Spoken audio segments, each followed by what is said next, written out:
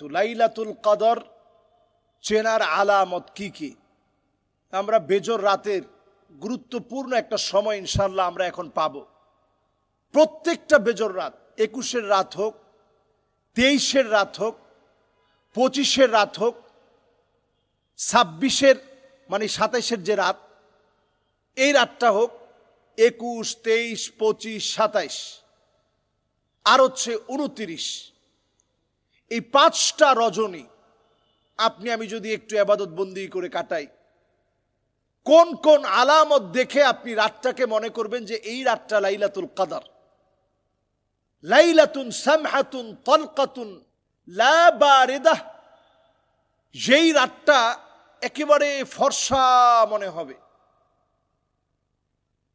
পূর্ণিমার চাঁদ উঠলে যেভাবে একেবারে ফর্সা ঝকঝকে মনে হয়, লাইলাতুল কদরের রাতটা এমন ফর্সা ঝলমলে একটা রাত হবে। 2 নাম্বার, এই রাতটা নাতিশীতোষ্ণ একটা আবহাওয়া থাকবে, না ঠান্ডা না গরম, সুন্দর একটা নাতিশীতোষ্ণ একটা আবহাওয়া থাকবে। সূর্য দিনের বেলায় উঠলেও এর বিকিরণ একেবারে গরম লাগার মতো হবে না, সূর্যটা অনেকটা মিষ্টি মিষ্টি লাগবে আপনার কাছে। লাইলাতুল কদর, আপনার মন ছুঁয়ে যাবে যে এটি লাইলাতুল কদর হতে পারে।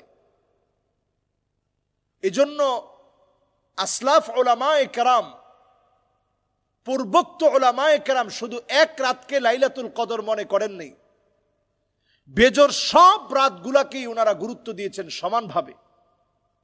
আমরাও এই শেষ সময়ের যে বেজর রাতগুলো আছে, 2 রাকাত 2 রাকাত মাসনা মাসনা করে আপনি কিছু ইবাদত বন্দি করেন। আরো কিছু আলামত আছে।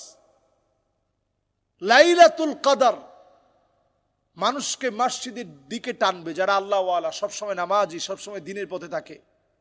এই দিনের পথে থাকা ব্যক্তিরা মসজিদমুখী হবে।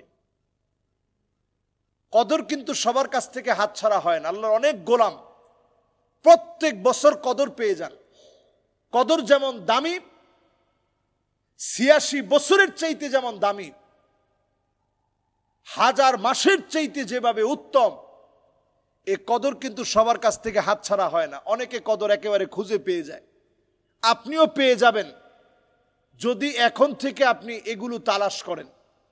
আর প্রত্যেকটা রজনীতে 2 রাকাত 2 রাকাত করে নামাজ পড়েন, আল্লাহর কাছে পানাহ চান।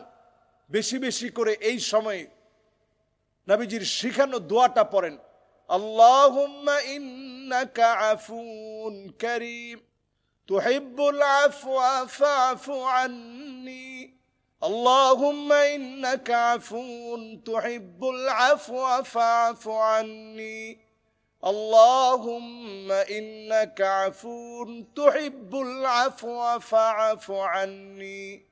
এই দোয়াটা বেশি বেশি আমরা পড়ি। আল্লাহ পাকের কাছে আমরা এই সময়ে ফরিয়াদ করি, আল্লাহ যেন আমাদের দোয়াগুলো আল্লাহ তাআলা যেন কবুল মঞ্জুর করেন। আমিন আমিন।